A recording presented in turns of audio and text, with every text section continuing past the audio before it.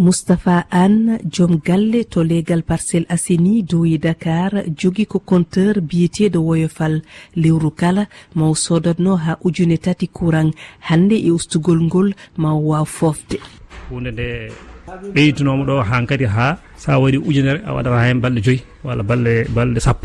o joni alhamdulillah rabbil alamin en ɗamini sa waɗi hen ujunere mana ha balɗe nogas walla lewru pourquoi pas alhamdulillah rabbil alamin ko usta foof emin jiiɗi kadi so ɓeydama ustede kadi min jiiɗi tawno ko wiyete nan Sénégal ko pétrole e gaz en nanɗo en ɗo kam mi ɗamini hunde usto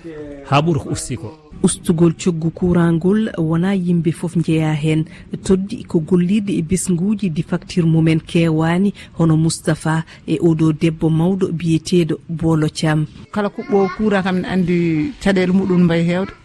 kono joni noon tawde ustama kam kadi woni yimɓe beelamma ñaagui kadi yo Allah ɓeydu ko heddi ko ha yaara yeeso ko ɗum tan ñaagueɗen Allah wonni men beelamma no fewi